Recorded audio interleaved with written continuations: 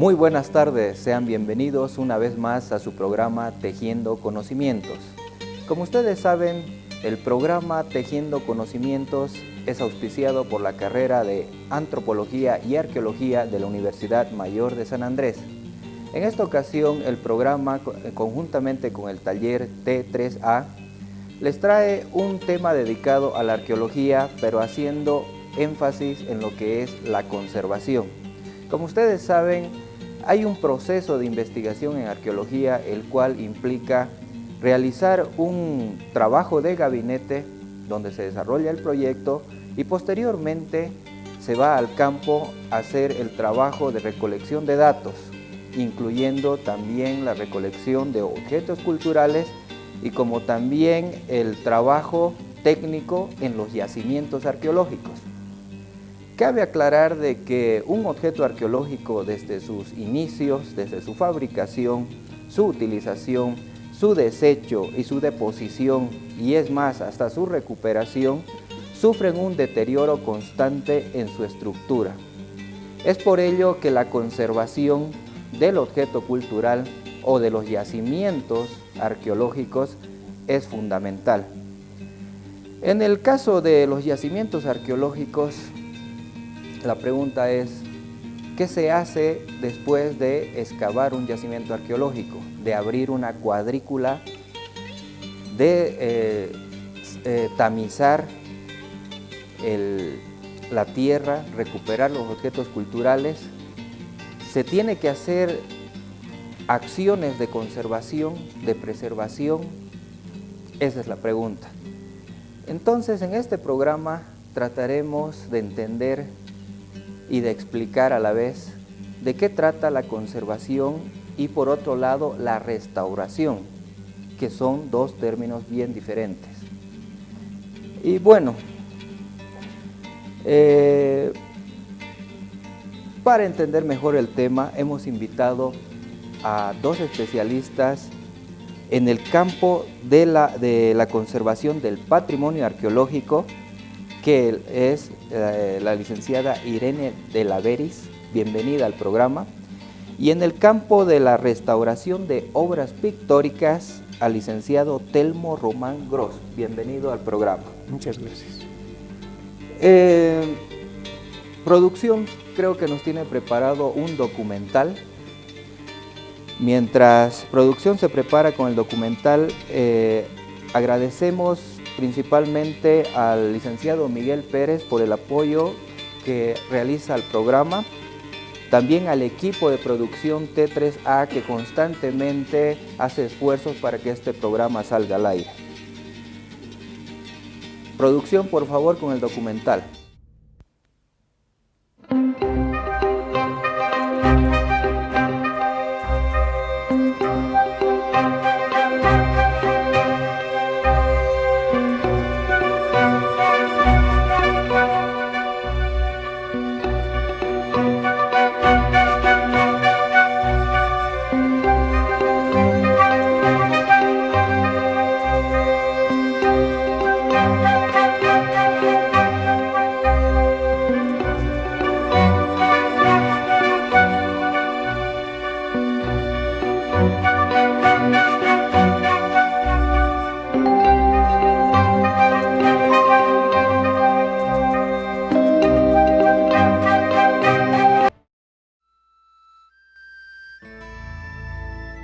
La arqueología es una ciencia social que se encarga de reconstruir e interpretar el pasado del ser humano y lo hace desde el estudio o análisis de los restos culturales materiales, los cuales son testigo de los diferentes procesos históricos que se dieron a través de la existencia del ser humano. Estos restos culturales están conformados por los sitios arqueológicos, estructuras, caminos, cerámica, líticos, huesos, pinturas, metales, entre otros. La arqueología trabaja conjuntamente con la conservación y restauración, disciplinas que mediante sus conocimientos teóricos, prácticos y éticos se ocupan de salvaguardar y preservar estos restos arqueológicos, que a través del tiempo sufren un deterioro constante debido a varios factores como los climáticos, ambientales, el suelo, los animales o las actividades humanas, entre otras.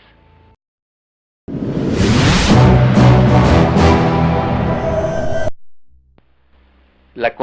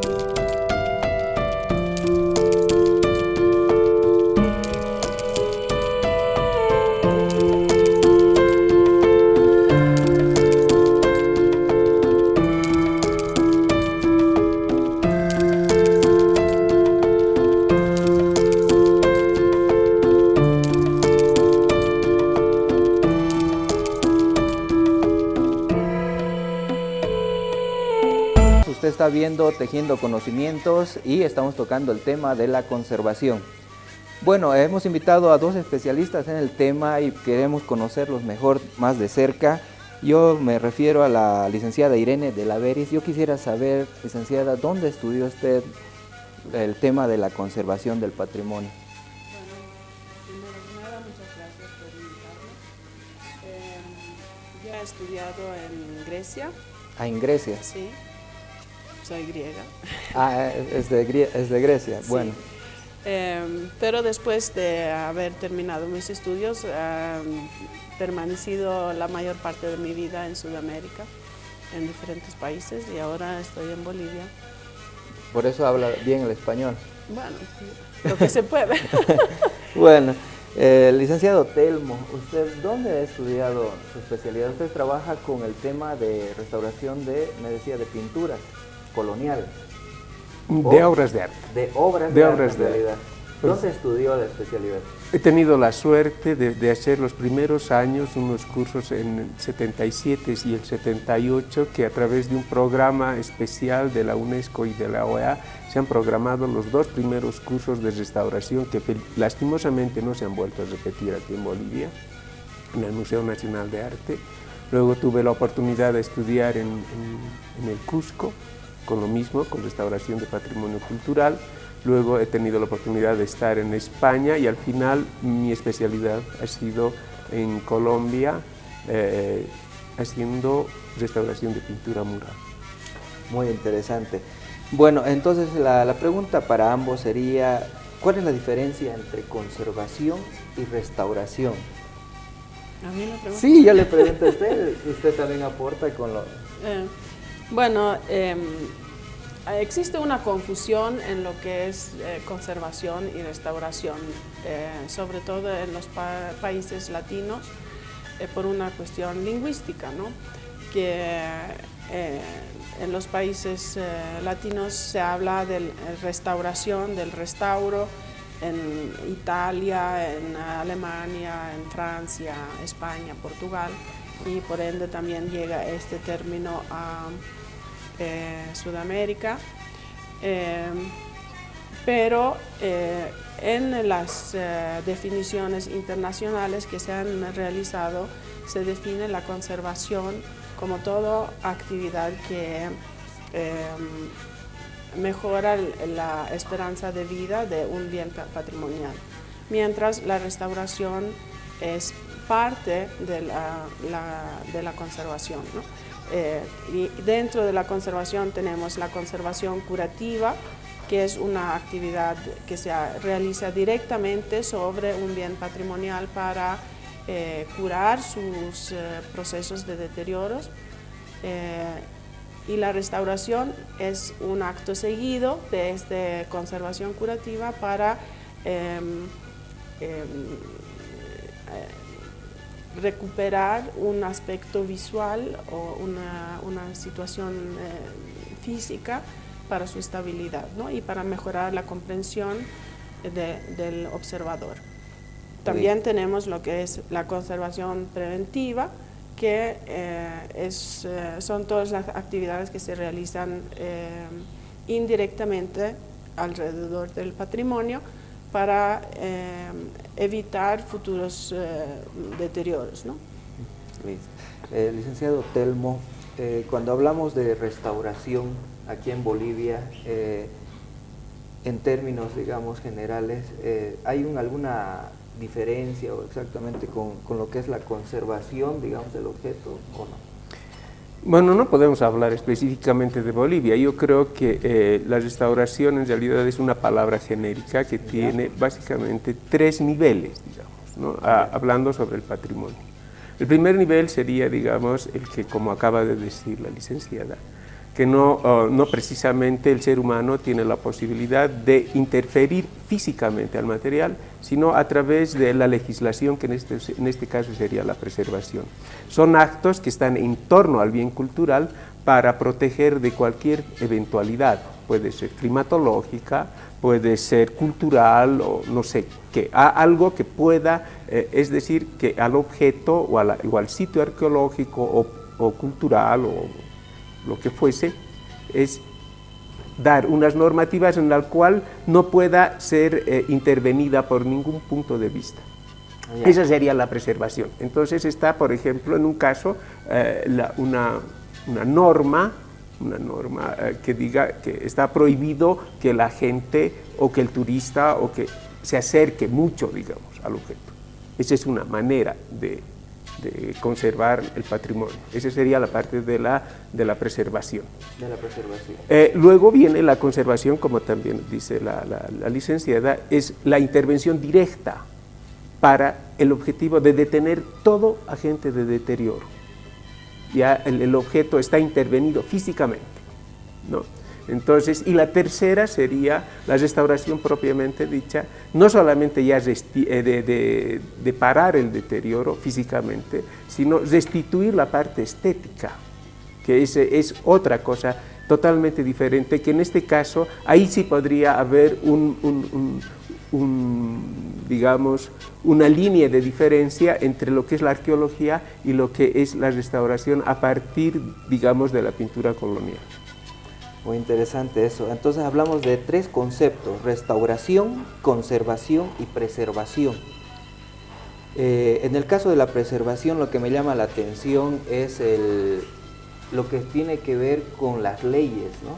Porque está ligado a las leyes que hacen de alguna manera de que el público, si vale el término, cuando visita un yacimiento arqueológico, haga que respete, digamos, ciertos límites donde ellos pueden circular o no tocar, por ejemplo, las piezas arqueológicas, etcétera, ¿no? Y también evita también de alguna manera que se comercialicen o que se destruya el patrimonio, ¿no? Como en el caso de Samaipata, que la gente en la roca esculpida, o sea, tallaba con cualquier cosa, tallaba su nombre y todo eso, ¿no? Entonces, hoy en día existen, me imagino, leyes ya que específicamente regulan esos daños, ¿no?, al patrimonio cultural. Bueno, licenciada, aquí en Bolivia, usted desde el punto de vista que usted viene de otro lado, ¿cómo ve, digamos, el trabajo de la conservación de los yacimientos arqueológicos? Claro, haciendo así un análisis general, ¿en qué estado los encuentra? ¿En qué estado? Sí, ¿cómo los ha encontrado? Mira, Bolivia tiene un patrimonio arqueológico muy, muy rico. Yo cada vez que viajo a nuevos lugares me asombro de la riqueza que existe, la cantidad de sitios arqueológicos que existen. Y siendo prácticamente la única que me dedico a la conservación de bienes arqueológicos en Bolivia, es desesperante la situación, porque todo este patrimonio está expuesto no solamente a las inclemencias del medio ambiente, de los procesos de deterioro naturales de los sitios, sino hay mucho saqueo, hay mucho deterioro por el factor antrópico, ¿no? Sí. Y además de los sitios tenemos una gran cantidad de colecciones en diferentes museos que tampoco están ni siquiera registradas bien. O sea, no sabemos qué existe en la mayoría de los museos y ni en qué condiciones se encuentran. Así que aquí hay trabajo para cientos de conservadores.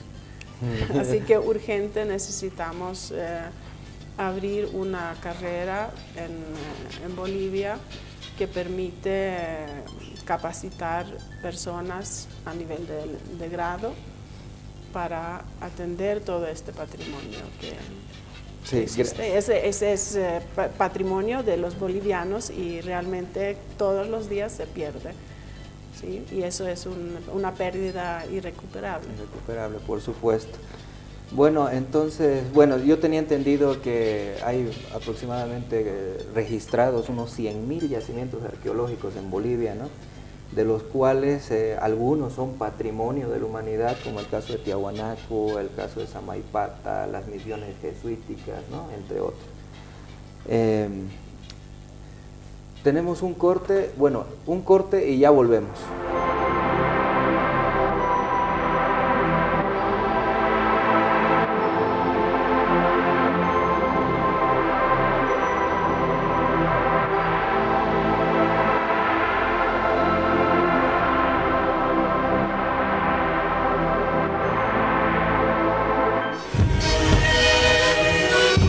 La carrera de Antropología, Arqueología de la Universidad Mayor de San Andrés estuvo presente en el 20º concurso y 15º Festival de Danzas Autóctonas Tinajani 2013, bajo la coordinación de Boris Lima Conde, presidente del Taller Cultural de Antropología y Arqueología.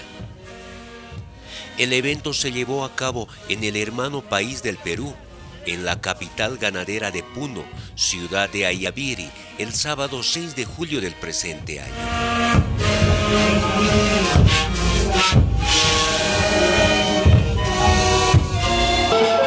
En este evento, el licenciado Miguel Pérez Quispe, director de las carreras de Antropología, Arqueología de la UMSA, recibió un reconocimiento por su representación a Bolivia. Y por su parte, el licenciado Pérez dio su compromiso de seguir estrechando lazos que unan a ambos países.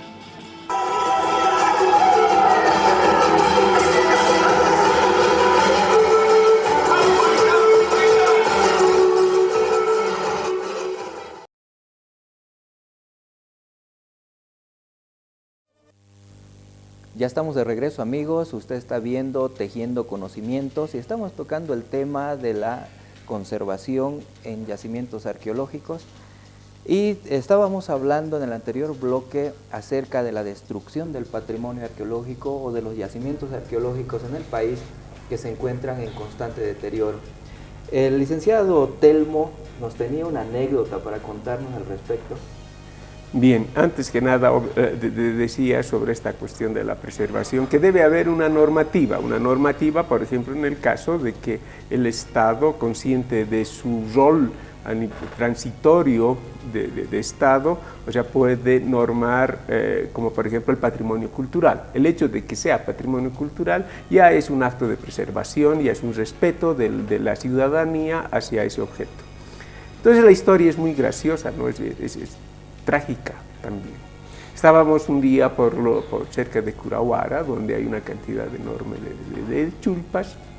Resulta, mientras andábamos, teníamos algún conocimiento, eso pasó hace muchos años atrás, teníamos un conocimiento de que había algunos chulpares que estaban pintados, que eran polícromos. Entonces, mientras andábamos por ahí, encontramos unos chulpares, ¿no?, que estaban más o menos destruidos, y uno dice, mira, aquí está pintura.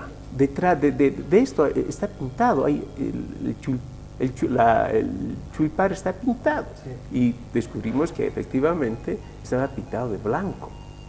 Entonces, era una maravilla. Entonces, claro, hemos sacado fotografías, hemos hecho un cierto análisis, digamos, sobre las capas, la estratigrafía, y efectivamente estábamos completamente seguros de que eran blancos. Hemos encontrado varios blancos, pero todos destruidos.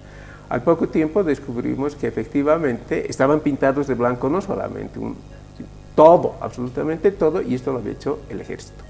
Los había pintado de blanco y a unos 200 o 300 metros de distancia servían de blancos para los cañones, para los morteros.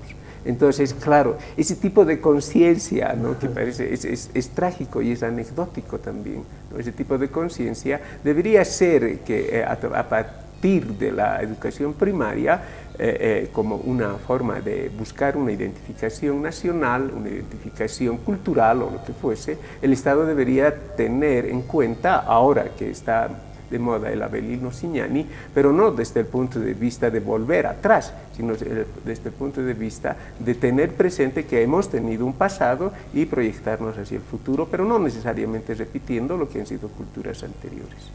Eso cuando habla de los militares, no es, creo, la primera historia que escucho, ¿no? También hay en Tiahuanaco, muchos de los monolitos han sido utilizados como tiro al blanco, ¿no? Y si no me equivoco, no sé cuál será la lógica de las personas, pero aquí el monolito que teníamos aquí en el estadio también ha sido utilizado como tiro al blanco en muchas ocasiones.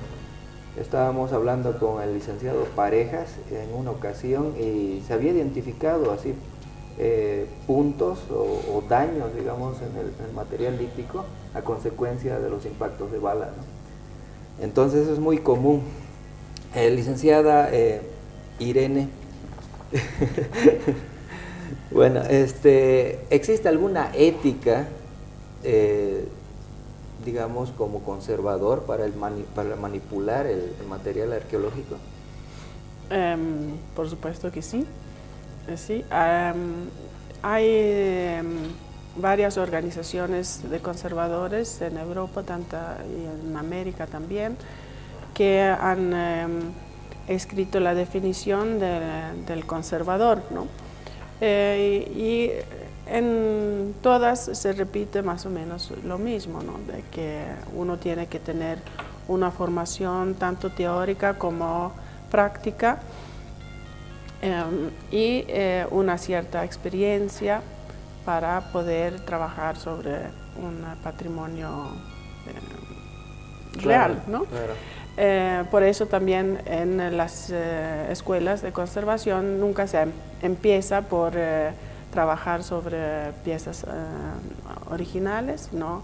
Se crea nuevas piezas, pues se trabaja sobre material contemporáneo, se realiza procesos de deterioro acelerado para ver los procesos que se vamos a encontrar en piezas originales, ¿sí? Y también dicen estas normas, ¿no?, de que hay que trabajar con técnicas reconocidas, ¿sí? Hay una área dentro de la conservación que son los conservadores científicos, que se dedican exclusivamente en desarrollar nuevas técnicas y nuevos materiales para ser aplicadas de los conservadores, que somos los conservadores del campo, los trabajadores. Y por supuesto los materiales que se tienen que utilizar deben ser, si es posible, reversibles, y tienen que ser probados de que tienen durabilidad en el tiempo, que no van a producir nuevos problemas en el futuro en los materiales al aplicar. Cuando dice reversibles, entonces significa, digamos, que no va a alterar la estructura, digamos, del material. Yo le digo eso porque... significa que tú lo vas a aplicar, pero en 10 años más adelante tú tienes la posibilidad de extraer todo ese material sin producir daño a la pieza. Entiendo, porque una vez yo vi en un museo que había un textil de la época inca que lo habían puesto en una venesta y lo habían pegado con carpicola. Todo el textil así lo habían pegado en una venesta y lo exhibían. Bueno, pues desde el punto de vista arqueológico eso es un crimen, ¿no? Pero como esas técnicas no son recomendables en ningún momento, digamos, en el material arqueológico, ¿verdad? Bien, sí. Yo creo que sí, eso lo que acaba de decir la licenciada es totalmente acertado. Dentro de eso, el estudio del material, el comportamiento del material y los nuevos materiales que se van a poner tienen que tener un comportamiento análogo, es decir, una compatibilidad de materiales en el comportamiento físico y químico. No me acuerdo, físico-químico, ¿no? Y al margen, obviamente, en lo que se va a hacer, lo que se va por algún tiene que añadir algo, tiene que haber un código de diferencia entre lo original y lo repuesto o lo reintegrado. No me acuerdo. Tiene que haber diferencia. Tiene que haber una diferencia y hay diferentes tipos de poder dar códigos de diferencia a través de un color más bajo, a través de un nivel inferior o a través de un color blanco.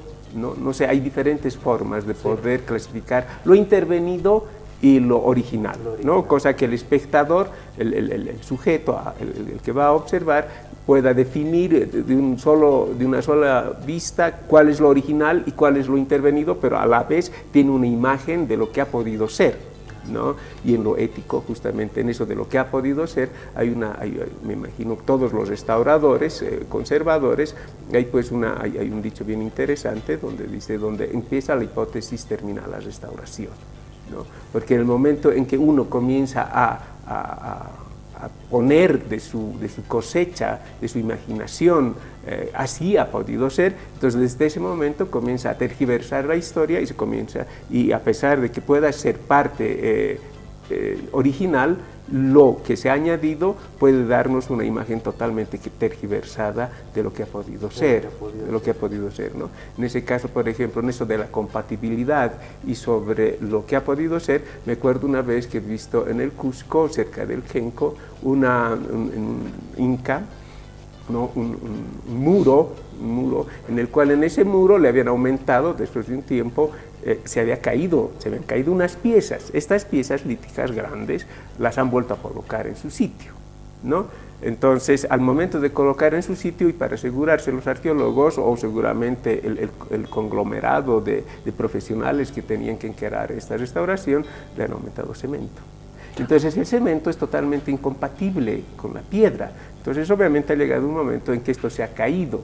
Entonces, al caerse, obviamente, se ha vuelto a tener el mismo problema. Y además de eso, hay otra cosa ética mucho más difícil de solucionar, de cómo ellos pueden imaginarse de que hasta cuántas piezas, de estas piezas, hasta qué altura llegaba. Eso es. ¿No? Entonces, hay un término que se llama la anastilosis, y la anastilosis justamente está dedicado a ver la posibilidad de que si realmente todas las piezas que por cualquier motivo, un terremoto o cualquier, no sé, cualquier eventualidad que el edificio se haya caído, quién es si no se tiene ninguna documentación escrita, ningún tipo de documentación ni gráfica, nada, ¿quién puede asegurar hasta qué altura ha estado ese muro de alto? ¿No?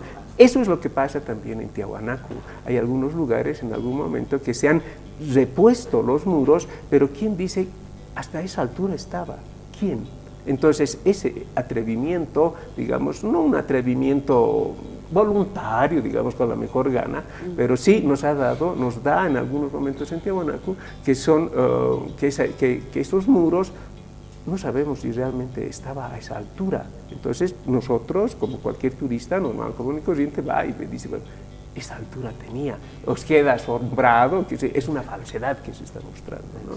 Entonces, creo que la arqueología, dentro de la restauración a partir de la colonia, es mucho más fácil, ¿no? O sea, sí se puede hacer a través bueno, me estoy extendiendo mucho, creo. Si tiene que interrumpir, por favor, me interrumpe, ¿no?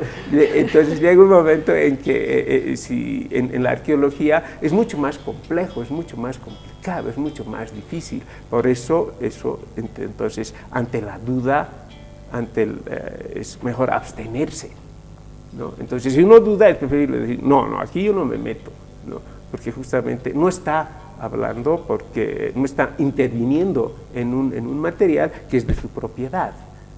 Es la propiedad del tiempo, es la propiedad de siglos y siglos de existencia que ha tenido, y me parece esa formación ética es terriblemente importante, tanto en la parte arqueológica como en la parte colonial.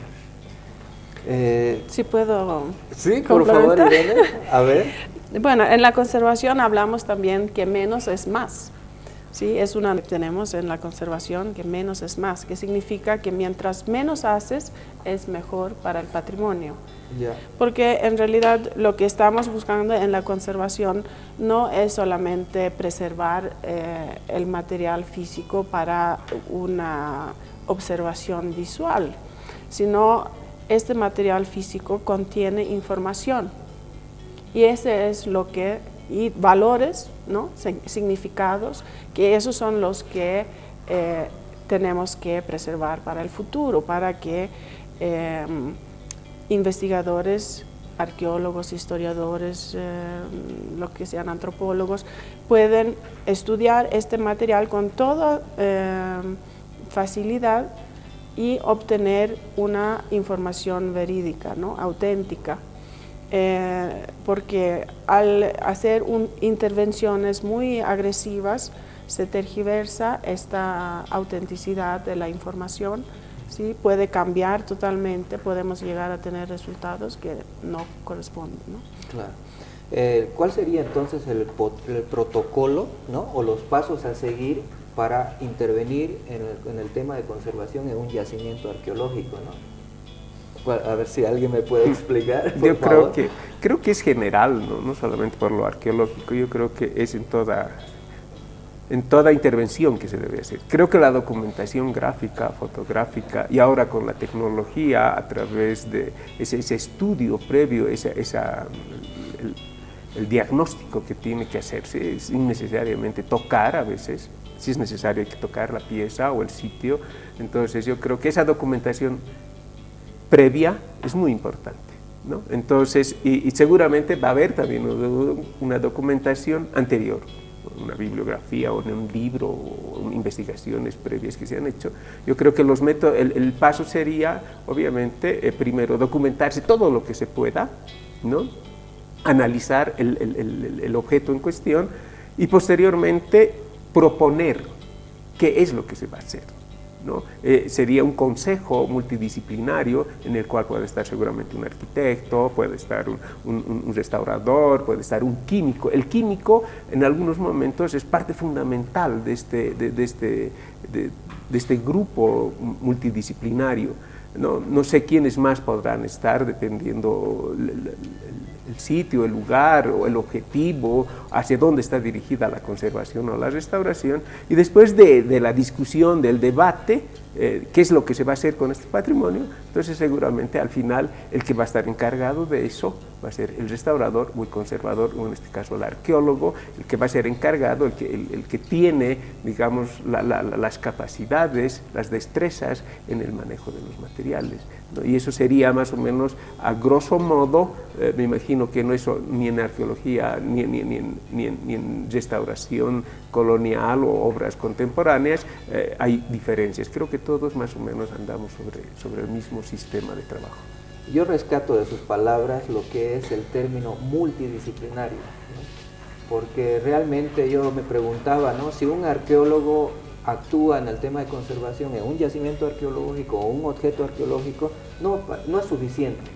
Pero yo decía, si hay un especialista, un conservador, un restaurador, digamos, en términos de conservación del patrimonio, veo que tampoco ha sido suficiente, ¿no?, para poder solucionar, digamos, los contratiempos que tenga el objeto arqueológico. Y rescato esa palabra y la vuelvo a decir, multidisciplinario, ¿no? Hablaba de químicos, hablaba de arquitectos, hablaba de arqueólogos, ¿no? Y lo principal y fundamental es la documentación, ¿no? Porque siempre un yacimiento arqueológico o un objeto tiene una historia, ¿no? Tiene un registro, dónde se lo recolectó, quién lo recolectó, a dónde lo llevaron, dónde lo almacenaron, etcétera, ¿no? Licenciada, en los yacimientos arqueológicos, ¿no?, yo he visto que, ¿qué es lo conveniente? Un arqueólogo abre una cuadrícula o hace una excavación en área y destapa, ¿no?, saca todo la tierra, la tamiza, ¿no?, por sedazos, colecta el material. Terminada la excavación, ¿qué hace? Tiene que tapar nuevamente la excavación, tiene que hacer alguna acción si ha encontrado un muro, no sé, esa es la pregunta. ¿Qué tiene que hacer el arqueólogo en ese caso? En otros países, todas las excavaciones existen arqueólogos y conservadores y otros profesionales de otras áreas que trabajan en equipo. O sea, eso de trabajar en equipo en una excavación arqueológica es muy importante. Bueno, aquí yo no lo he visto, ¿no? Aquí no hemos visto. Yo cuando llegué a Bolivia, a Tiwanaku, creo que ha sido un shock para la mayoría de los arqueólogos de enfrentarse a un profesional de otra área y que les cuestionaba las maneras que trabajaban y actuaban sobre el patrimonio, ¿no? Pero después creo que la mayoría han logrado aprovechar mi presencia igual, ¿no? Bueno, gracias. Pero para volver a la pregunta, el acto de la excavación es un proceso destructivo, ¿no? O sea, aquí el arqueólogo excava y va sacando la información, documentando la información y deja en evidencia el pasado humano en esta área. El arqueólogo, al terminar su excavación, hace su análisis arqueológico y saca sus conclusiones. Y después todo lo que ha encontrado queda en lo nada, si no existe un conservador que pueda atender, porque el conservador es como un médico, ¿no?, que va a atender a estos pacientes para que puedan seguir existiendo en el futuro y que después de 100 años investigadores que vengan que pueden investigar sobre este material, ¿no?, porque con el tiempo todos nos hacemos tierra, todo y todos. Todo y todos. Sí, entonces es un tema delicado esto de tapar o no tapar los pozos de excavación de los arqueólogos. Se cambia todo el contexto, ¿no?, cuando excavas. La preservación de los materiales no es solamente por la presencia de la tierra, sino son condiciones microclimáticas muy específicas que han permitido que estos materiales se han preservado en el tiempo. al excavar se disturbe todo este equilibrio que se han producido en siglos, ¿no? Y al tapar no logras siempre, o sea, yo creo que no logras de ninguna manera recuperar ese equilibrio que se había producido en el tiempo. Tampoco se puede dejar los pozos abiertos porque es un riesgo para animales, para seres humanos y todo esto. Y también representa como una invitación de seguir saqueos, porque dicen, aquí vinieron los arqueólogos, han encontrado cosas, ya voy a seguir, tal vez hay oro, ¿no? Eso es la gran hazaña de todos los saqueadores, no encontrar oro. Claro. Y que en la mayoría de los casos no encuentras oro para nada, ¿no?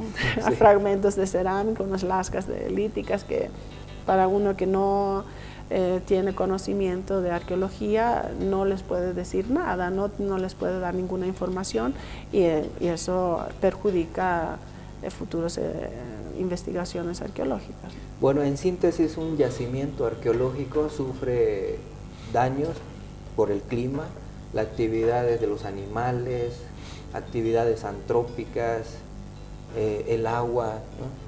Etcétera, ¿no? Hay muchos factores que hacen de que un yacimiento arqueológico se empiece a deteriorar. Estamos hablando sobre la conservación y esto es Tejiendo Conocimientos. Vamos a un corte y ya volvemos.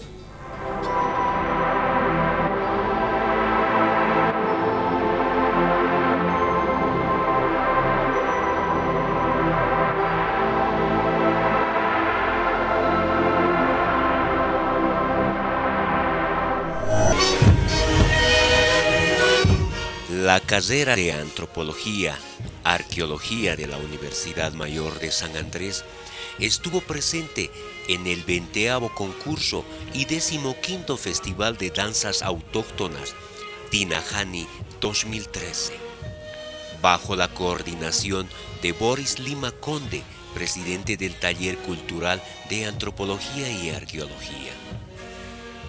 El evento se llevó a cabo en el hermano país del Perú, en la capital ganadera de Puno, ciudad de Ayaviri, el sábado 6 de julio del presente año.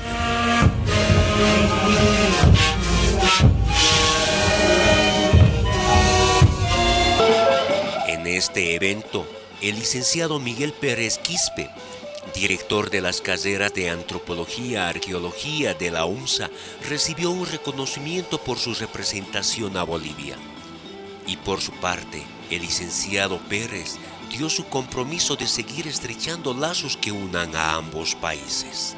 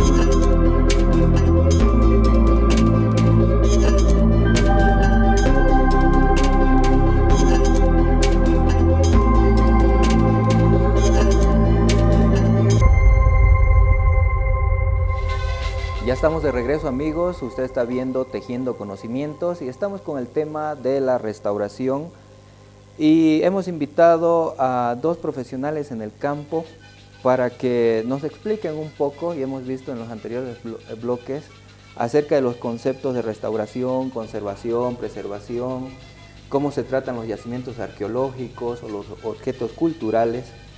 Y bueno, pero hemos llegado ya casi al final del programa y nos queda muy poco tiempo. Y yo quiero cederle la palabra al licenciado Telmo Román Gross, que él es restaurador de obras pictóricas. Y antes de eso yo le agradezco por haber venido al programa. Y a manera de conclusión, quisiera escuchar sus últimas palabras. Bien, gracias más bien. Al final también agradecerle por estar en este programa. Creo que una de las cosas más importantes dentro de la identificación de las naciones es conservar su patrimonio. Creo que ahora, lastimosamente, hay una carencia de eso, ¿no? O sea, ya he visto, sentido que hace algunos años atrás ya el interés por conservar nuestro patrimonio, tanto arqueológico y más aún colonial, por cuestiones de una línea política, del mestizaje, del coloniaje, la descolonización, creo que estamos sufriendo una agresión a nuestro pasado. Y sería importante también a través del Ministerio de Culturas, a través o de las entidades pertinentes, que sería una maravilla, sería un logro muy importante, que las instituciones del Estado fomenten la conservación de todo nuestro pasado, ya sea arqueológico, ya sea colonial, ya sea republicano. Creo que nosotros somos producto de ese proceso histórico, estamos en un momento crucial, ¿no?, donde los cambios tienen que hacerse en función no de una eventualidad, sino en función de un pasado milenario y de un pasado colonial. Creo que la formación de restauradores, de conservadores, de gente entendida en la conservación del patrimonio a todo nivel, creo que es muy importante. Gracias. Quiero agradecerle también su participación a la licenciada Irene de la Veris, que ella es conservadora del patrimonio arqueológico. Yo le agradezco mucho por participar en el programa y a manera de conclusiones también le cedo la palabra. Bueno, muchas gracias. ¿Qué le puedo decir? Cuando me invitaron a venir a Bolivia, uno de los impulsos para tomar la decisión fue justamente que en el exterior se escuchaba esto del proceso de cambio en Bolivia, ¿no? Y yo pensé así ingenuamente que sí, yo quiero participar en esto, yo quiero contribuir con mi conocimiento en un área donde faltaban obviamente profesionales. Y me he encontrado, me ha sorprendido con el recibimiento que tuve. Me he encontrado con mucha resistencia, sobre todo de las autoridades nacionales, de mi presencia aquí. No están facilitando para que se haga un trabajo profesional, sino más bien están poniendo muchas complicaciones por ser extranjera, ¿no? Cuando no hay profesionales en Bolivia, deberían facilitar justamente la llegada de personas del extranjero que están dispuestos a apoyar en lo que es la construcción del pasado, el conocimiento del pasado, de lo que ha sido el territorio boliviano, tanto en época prehispánica como en época colonial, porque lo que es Bolivia hoy en día es la sumatoria de todos estos otros procesos que ha pasado en el país, ¿no? Y si no sabes de dónde vienes, tampoco sabes dónde vas, ¿no? Y es muy importante tener una verdadera noción del pasado para pisar fuerte y seguro en el camino que uno va para adelante. Y como ciudadana del mundo, creo que ya no hay que ver las cosas de forma muy nacional, ¿no? Vivimos sobre una tierra, todos los seres humanos, y tenemos que resolver los problemas en conjunto, si no los problemas nos van a resolver a nosotros, nos van a disolver a nosotros. Nos van a disolver, ¿no? Sí. Entonces, y justamente el patrimonio, que es una expresión universal, ¿no? Es la existencia humana de siglos y siglos, donde antes no existían naciones nacionales, digamos, éramos pueblos que nos trasladábamos de un lugar a otro. En el fondo todos somos africanos, ¿no? Todos somos Entonces, es una área que no deberían existir fronteras nacionales y debería existir más colaboración y cooperación y comprensión en este trabajo. Bueno, gracias. Yo me dirijo al público y les agradezco su gentil atención. Yo quiero decirles lo siguiente, ¿no? Vemos que hay un proceso de cambio, pero que de alguna manera contradice ya las actividades arqueológicas y antropológicas. ¿En qué sentido? Yo, por ejemplo, he visto con este Año Nuevo Aymara, que se celebra ya hasta en el oriente, que se promociona de cierta manera los yacimientos arqueológicos para que visite la gente. Pero hay una sobrecarga en los yacimientos, hay un deterioro gracias a las personas que visitan esos lugares, se llena de basura, empiezan a destruir las estructuras, se suben encima de los monolitos, por ejemplo, ¿no? de la Puerta del Sol, yo he visto una vez que se ha subido la gente. Entonces yo creo que eso es dañino, ¿no? Y debería haber una política gubernamental que regule de alguna manera esas actividades, ¿no? Es un poco contradictorio. Y bueno, yo quiero agradecerles al taller T3A por el esfuerzo que hace para realizar este programa y gracias por darnos la oportunidad para seguir adelante. Gracias a la carrera de Antropología y Arqueología, a la Universidad Mayor de San Andrés y al equipo técnico de Canal 13. Esto fue Tejiendo Conocimientos y será hasta una próxima oportunidad, Dios mediante.